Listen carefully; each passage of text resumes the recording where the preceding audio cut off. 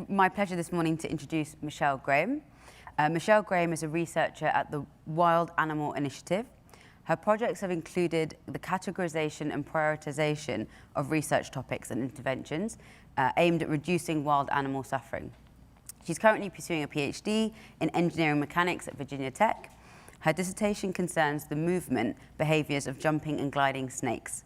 Previously, she studied physics and philosophy at the University of Oxford. She's worked with animals on farms, in shelters, and in zoos.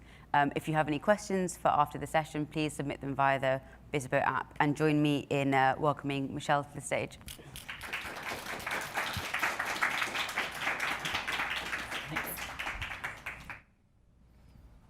All right.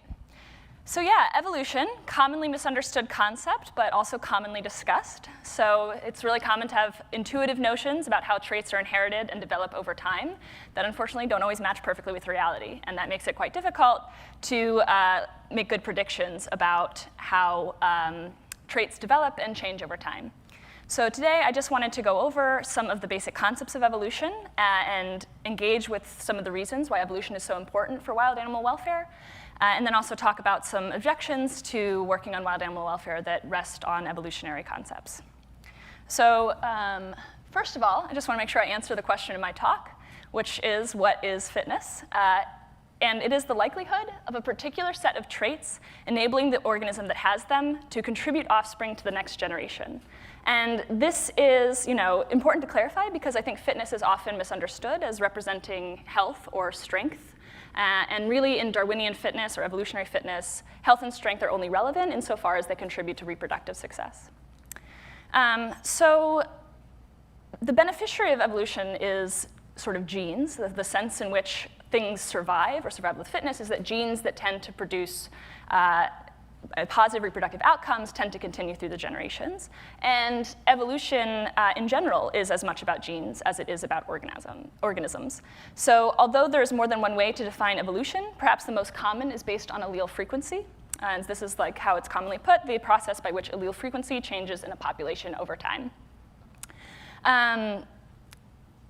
So just to clarify, like an allele is a specific qualitative version of a gene. So for example, we all have genes for hair color, but I express the allele for brown hair color. The changes in allele frequency that occur in evolution are accomplished through various evolutionary mechanisms. So the most famous that you've probably all heard of is natural selection. But natural selection is not a synonym with evolution. There are more than one evolutionary mechanism. And these other mechanisms include things like sexual selection, genetic drift, mutation, and gene flow. And it's important to note that some of these mechanisms are not necessarily adaptive. And to clarify what I mean by that, let me take the example of gene flow, which is also known as migration.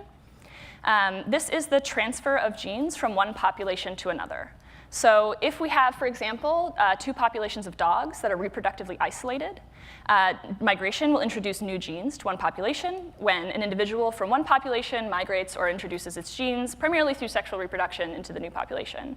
So the result of this population blending is that you get a greater variety of alleles for the particular traits, for example, for size or color, from the introduction of those new genes.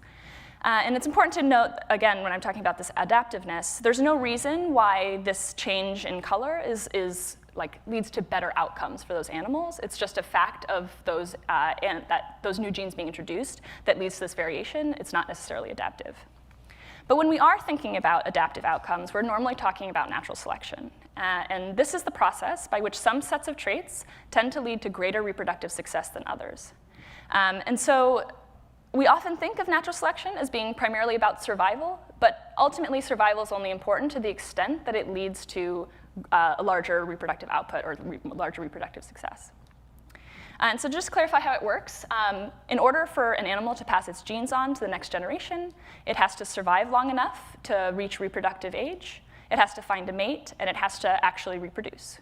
So if we have an example where we've got both brown and green ants, say, and for whatever reason, the brown ants are more reproductively successful than the green ants, we'd expect the relative proportion of brown ants to increase over time. It's important, like critically important to note that this is like a relationship with the environment. The facts about what things have more reproductive success is not a fact inherent to those traits. So as an example, like let's say in one context, these brown ants are more successful, but then a predator is introduced to the environment that can see the brown ants much more clearly, then being a brown ant is probably no longer successful. And it's also like important to think about reproductive success or natural selection as like coming about through the elimination of traits that don't succeed, rather than the promotion of like the perfect trait. There's lots of constraints on evolution, and so things that don't succeed tend to disappear, and that's different from things that are amazing, like just spring up out of nowhere. So there are several requirements for evolution by natural selection to occur.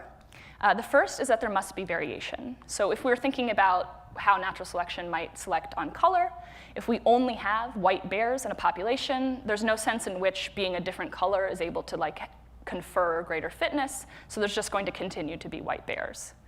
The traits also must be heritable, so if for some reason being blue is a selective advantage, I don't know, maybe like the other bears like the blue bear, but like it's only because I painted that bear blue, like it's not heritable, so you're not gonna, the subsequent generation is still all gonna be white. And then finally, there must be differential reproduction. So we would expect that if blue bears are more reproductively successful, there's going to be more blue bears produced in the subsequent generations, so you get that change in allele frequency. If for whatever reason there's variation, but each individual merely creates a replacement for itself, that relative frequency of alleles will not change. So I'm talking a lot about all these evolutionary concepts, but considering these, what we want to consider is these potential interactions between these evolutionary results and welfare. So this brings me to the topic of how evolution and wild animal welfare intersect.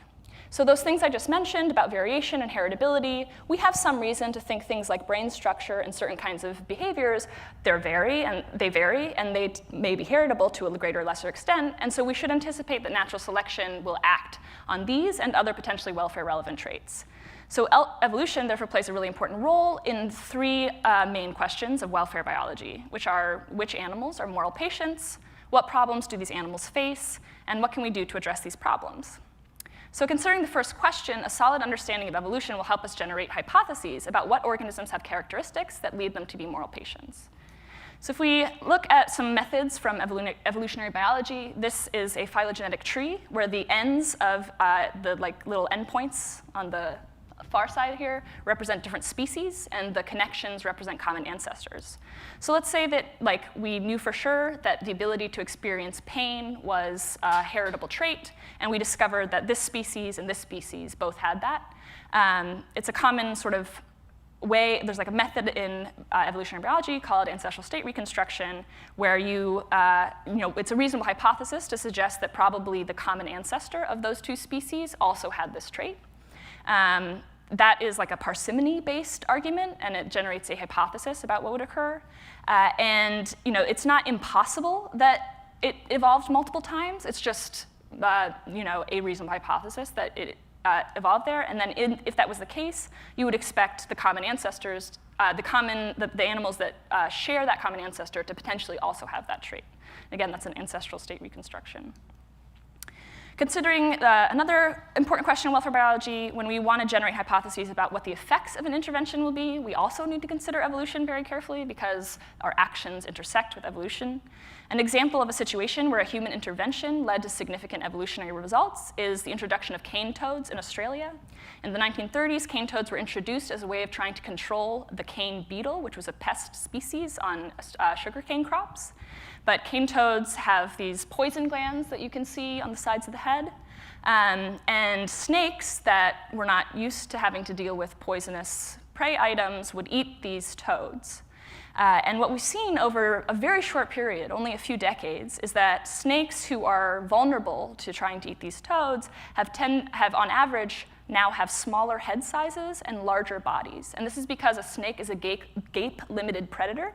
So the smaller a snake's head is, the smaller amount of poison it can ingest because it can only eat smaller frogs. And the bigger its body is, the less likely a given dose of the toxin is to kill it. So its phenotype, its characteristics it expresses, when a snake has a relatively smaller head and a relatively larger body, protect it from this threat of the cane toad. Obviously, that intervention was not a welfare-based intervention, but it does show how evolutionary outcomes will accrue from our actions in nature. And so we need to consider carefully what the evolutionary results will be of our actions. Finally, when we want to consider what the welfare value of different experiences are for different animals, it's important to think about how evolution might play a role. So a reasonable working hypothesis about the purpose of pain is that it tells us to stop doing things that will harm us. So an animal that has no pain response to getting an injury is less likely perhaps to avoid trying to get injuries. That means they're more likely to maybe die before they're able to successfully reproduce. Again, this is a hypothesis, but it's a commonly sort of used one. And if that's the case, we would expect that animals with different survival risks or reproductive strategies might end up with different responses to a given stimuli. So if you consider an aquatic frog, for example, whose life depends on the chemical content of the water around it, you might expect that it's going to be more sensitive to changes to that chemical content and more likely to experience pain if that content is non-ideal.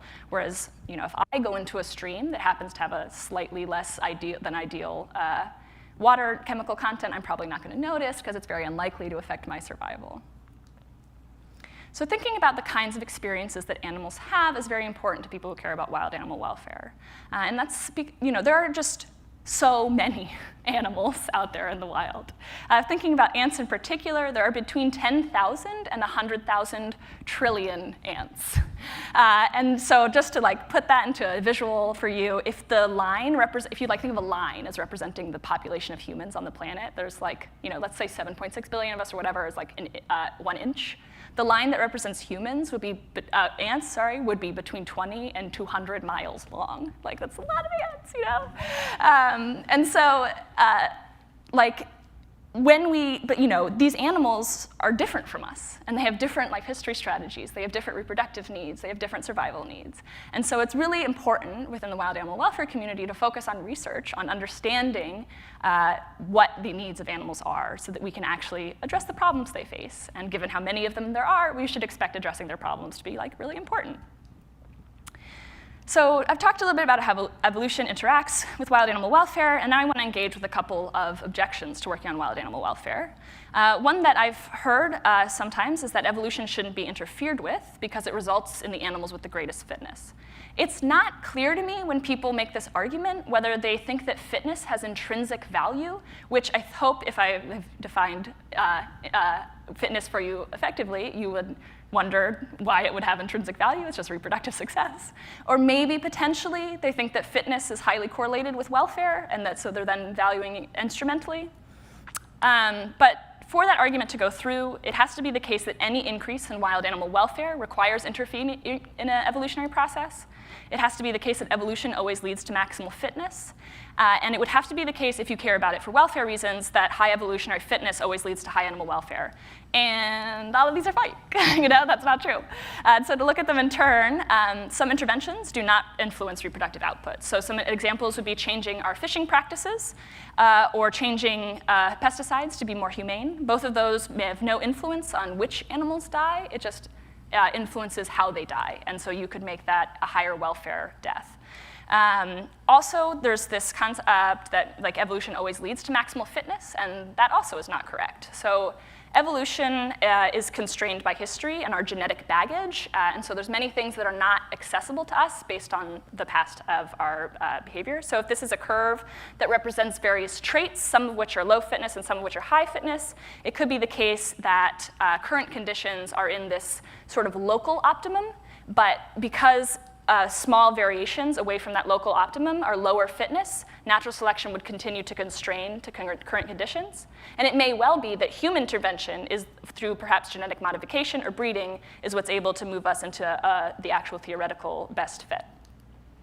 Finally, if we consider the idea that high evolutionary fitness leads to high animal welfare, we should be suspicious of that concept because if you think about rats and elephants, these two types of animal might both have different reproductive strategies where, say, the rat has tons of offspring, but only one survives, and the elephant has a single offspring that does survive. They have equal fitness. They've both produced one offspring, but many rats had to die under the rat model, and that seems like a lower welfare result.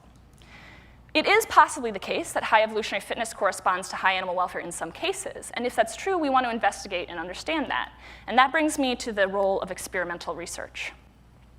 Evolution is really complicated and not easy to make predictions about from your armchair. So we think of the example of a polar bear. It was thought for many years that the only reason polar bears were white is because of camouflage. But if you actually look closely at the hairs of a polar bear, they're see-through and their skin is black. And there's thermal advantages to that combination. And so it's hard to predict, because of these dual effects of like camouflage and thermal advantages, what the response of changes to the fitness environment would do for polar bear color. So it's not always easy to like make it predictions about what evolution will do because of these complicated paired effects. Other factors that make evolutionary outcomes difficult to predict are that there are trade-offs where improvements in one trait will lead to decrements in a different trait. Exaptations, which is where an animal has a trait that evolved for one purpose but is now used for another purpose. So example might be feathers, which evolved for thermal insulation but are now used for flight. There's also, as I mentioned, more than one evolutionary mechanism, and some of them are somewhat random, and so there can just be random variations that make things hard to predict. And finally, there's also individual variation. Evolution acts on species, not individuals. And if we care about individual welfare, we have to always be cognizant of the fact that an individual is not a perfect representation of its species, and there's going to be individual variation that affects welfare. So considering the complicatedness of evolution, there's another argument against the tractability of working on wild animal welfare, that it's too complicated to do anything about. But I want to say that hard to predict is not the same as unmeasurable. And we have the ability to do welfare biology that will move forward our ability to make good predictions and better inform our ability to care about the welfare of animals in the wild. So if you agree and want to support the efforts to do research into this space, I encourage you to go to our website where you can sign up for our newsletter and donate. Thank you.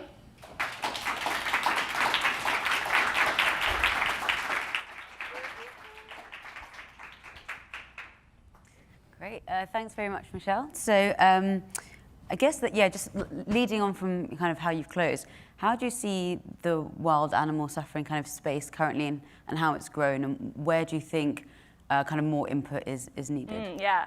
So I think it's a difficult question to say exactly what aspects should go at what rates at what times. I mean, we've got this one set of things, which is we just don't know what's going on out there, and we need data. And then we've got this other set of things, which is that like huge numbers of people don't care about wild animals at all.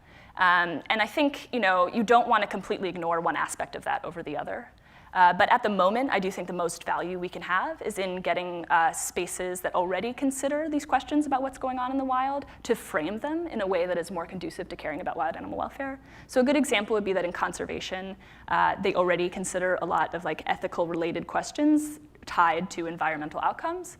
And there are people who care more or less about the welfare of wild animals. And so to get a conversation going in conservation about how we can take actions that improve welfare and how that caring about wild animal welfare, like at the individual level rather than the species level, fits in with the overall framework.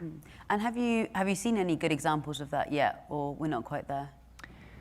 I think we have, I can't cite one right off the top of my head, but I think there are definitely conservationists who are more or less interested in the projects we have ideas for and are curious about what we're doing. Certainly on our staff, we have someone who just recently finished a master's program in a conservation field. So it's definitely not the case that like every conservationist you talk to hears about this concept and is like, no, that's not right. Mm-hmm. There's definitely people who are like, oh, that's very interesting, I want to know more. And so I think that is very possible to make happen. Yeah, because I think often the first time people hear about wild animal suffering, it feels like it's a complete, I don't know, a huge moment. Yeah, and I think it's complicated. There's different ways that can happen. For some people, like they're already not at a place where they care about animals, and so it's just this big shift to start incorporating animals into their worldview.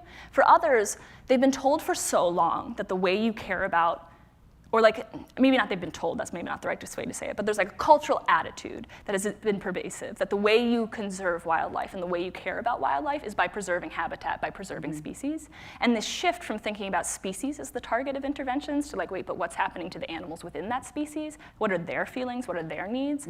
Is scary, because all of a sudden you think, wait, have I been like, I mean, this was exactly my response. Yeah. The first time I considered wild animal welfare, I was like, oh my gosh, there's so many out there and they could all be suffering, and I don't want that to be true. But it's very important that we do interact with that question and find those answers. Yeah, great. And then I've got a few questions from the audience. So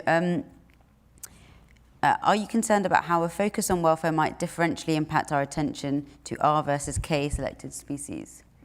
If you could also define that, that would be great. Yeah, sure. So R versus K selection is actually kind of slightly fallen out of fashion in life history classification. There's still like relatively useful heuristics, but it's important to remember they're two ends of a spectrum. So the example I gave of the rats and the elephant are that R-selected species would be like kind of the rat model, where you produce a lot of offspring and maybe only a few of them survive. And then the other model is like producing few offspring and investing really strongly in those offspring.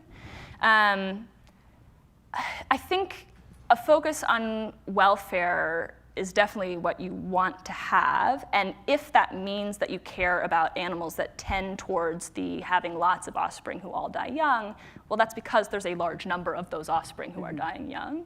And so to an extent, you know, it's just, I guess it's just an open question about what the welfare of those different groups is. And again, they're also not, it's a spectrum. It's not like you don't have things that only exist on one side and others that exist on the other. So I'm not positive about what the impact of that would be, but if it is the case that animals towards the R-selected side of the spectrum have much lower welfare, I do want to care about those animals more. Yeah.